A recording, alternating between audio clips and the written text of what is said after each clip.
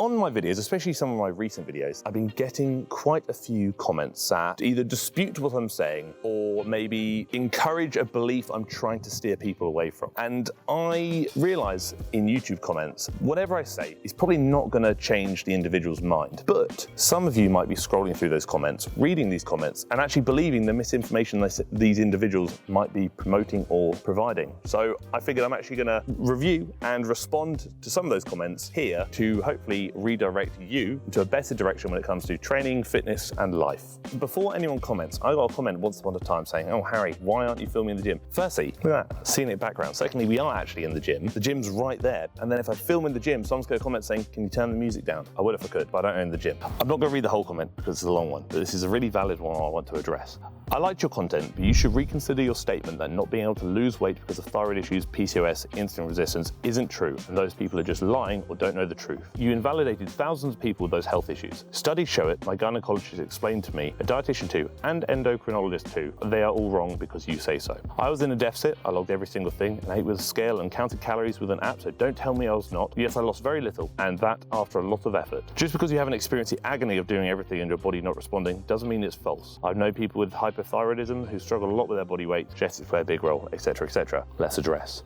Throughout that video, I stated that those issues don't make it impossible to lose weight, they simply make it harder. That's true. Let's look at an extreme example of that. If those health concerns, which are all valid health concerns, trust me, I have pretty savage hypothyroidism myself, prevented you from losing weight entirely, in theory, then if that were really true, look at the literal definition there, is I could survive on 0 calories and I wouldn't lose weight eating 0 calories. So if I were to go 2 weeks not consuming a single calorie and only consuming water, I probably would lose weight, which highlights it doesn't make it impossible to lose weight. Should you do that? No, but sometimes when someone presents almost an absolute statement, you must present the extreme example to realize that statement isn't necessarily true.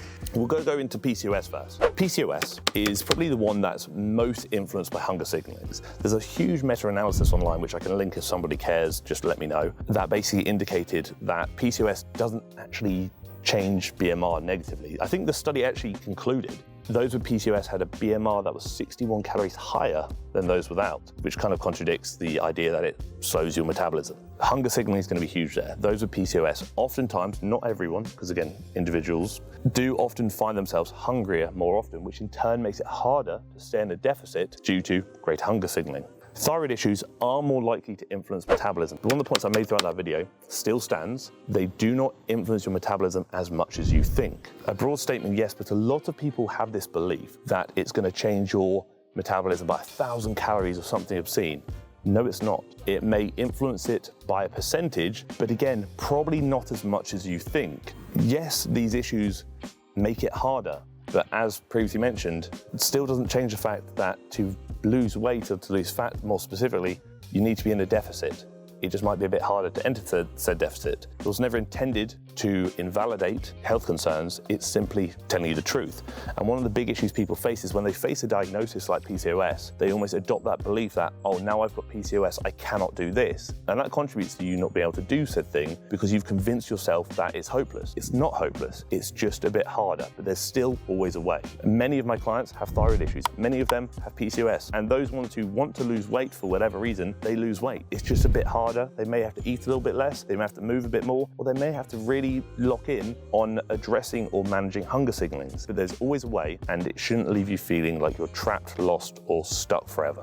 So I believe this was on my video where I spoke about the biggest lies that women are told in the fitness industry. I presented a lot of lies and myths that women are sold that I believe hinders their ability to progress. And one of the comments, and this is a big one I wanted to address, simply said by a man, Let's discuss that. So, firstly, the majority of my audience are women. When I say the majority, last time I checked statistics, it was something like 90% of my audience are women. Therefore, I'm likely going to do videos that target my demographic because the majority of people watching me probably want to learn something that actually applies to them and can benefit them, although much of what I do say does apply to everybody. Second thing is, I hate the idea that just because I'm a man, I don't know what I'm talking about. Just because I'm a man doesn't mean I understand some of the fitness lies and myths and misconceptions that women are sold. Doesn't mean I understand how to train women, how to approach dieting for women, whatever it may be. Again, do I personally have experience dealing with many of the issues these women may face? No, I'm not a woman, but I have experience helping women with these issues. A lot of my clients, I'd say the vast majority of my clients, are women. So do not discredit or debunk somebody purely based on who they are. Look at their education, their knowledge, and their experience, and then start maybe removing the idea that he can't know something because of who he is. So this comment stems from the video where I spoke about how you probably don't need to deload, in which this individual, half his comment states, how hard are you training if you're intermediate to advanced and don't need a regular deload? Like, clearly you're not going to your limits or close enough. There's nothing wrong with pushing hard and taking deloads. Like, what the heck? Big thing here is one of the points made throughout this comment was the fact that you should be able to go to your limits or close enough. If you're needing to regularly deload, that would imply or indicate that you're not staying within your limits, you're exceeding your limits of recovery. Again, a deload is used to basically encourage recovery because you're at the point of so much accumulative fatigue, you need to take a step back to give your body a break to then push hard again.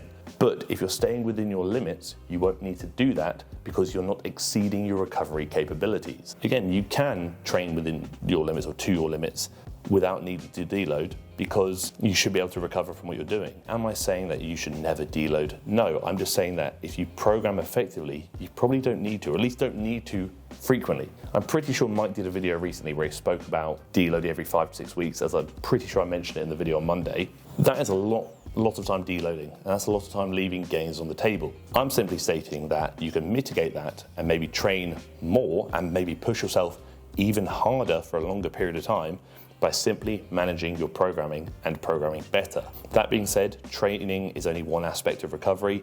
You have to consider food and sometimes uncontrollable things that you can't necessarily program around, being stress, things like that. These are all gonna have a massive impact on your recovery capabilities. Maybe life is really stressful and you need to deload because you've got so much going on. That's probably not a training problem. That is the fact that you're dealing with a lot of stress, which is unfortunately part of life and you must listen to your body. But when isolating just training as a variable here, if you can't fully recover from what you're doing, you probably need to adjust your programming. And if you don't know how to adjust your programming, TFNL coaching is linked in the description and also the comment section of every video. So fill in the application form, I'll send you an email, we'll do a free Zoom consultation and I'll explain to you about how you could probably program better.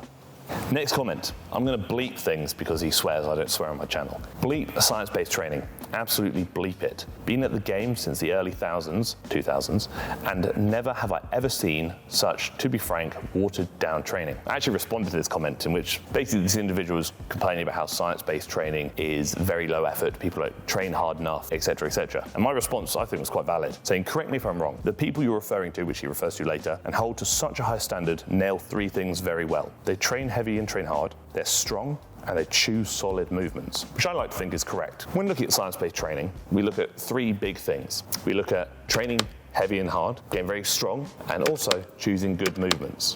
When people adopt the idea of science-based training as a watered-down approach, it's not. Everybody who is successful in the realm of hypertrophy or any kind of athleticism trains in a science-based manner because they train hard, they train smart, and they get better. That is science-based training. He mentions about RAR being reps in reserve, being a bunch of bleep. Again, when it comes to science-based training, we look at 0 to 2 reps in reserve, either to failure or very close to failure. What's watered down about that? It is simply training to or very close to your limits, which is kind of the opposite of watered down. So just because you have a false idea of what science-based training is, doesn't necessarily mean what you're doing isn't science-based. So this was reference to when I again spoke about Dr. Mike in a video, in which this individual states, so we're supposed to take your advice over someone who is super educated on this stuff. And Austin actually made a really valid comment here where he speaks about how there are a lot of charlatans out there who use their credentials as a shield for the misinformation they push. And that's completely valid. I think the term appeal to authority jumps to mind, which is why I actually commented. And ultimately, just because somebody has a degree, a PhD, whatever it may be, doesn't mean that they know everything, because oftentimes what they were taught throughout their educational venture may not still be applicable today. A loose example is when I was learning to be a PT many years ago. Pretty much everything I was taught back then is being completely debunked now.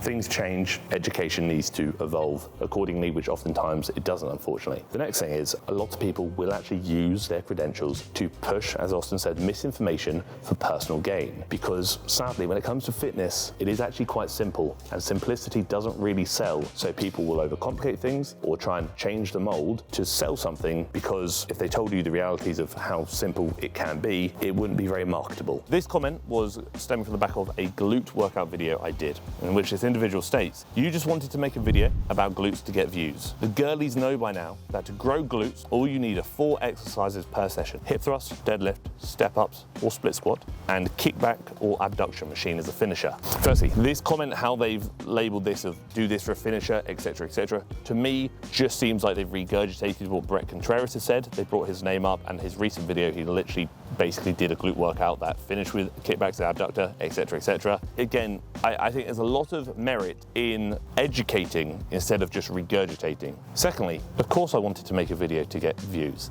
Part of the process on YouTube is to get views. The more views I get, the more people I can directly educate and hopefully help, which in turn means I get seen by a wider audience, and I can then further spread what I like to think is a good and productive message when it comes to fitness and other bits and bobs. In addition to that, the majority of my audience are women. Therefore, it makes sense for me to do videos that are either fueled by audience suggestions, as many videos are, or can be applicable to women, but also, to be honest with you, everybody. Like with all my videos, that is simply my opinion, and I thought it would be quite nice just to actually respond to some comments in a bit more of an elaborated fashion. So hopefully I can help steer you away from a bit of misinformation, or maybe clear up some misunderstandings. Thank you for tolerating me. Thank you for tolerating my waffle about bits and bobs, and thank you for tolerating the video. Don't forget to like, comment, share and subscribe, as it does mean a lot, and if you don't, I'll probably cry about it later.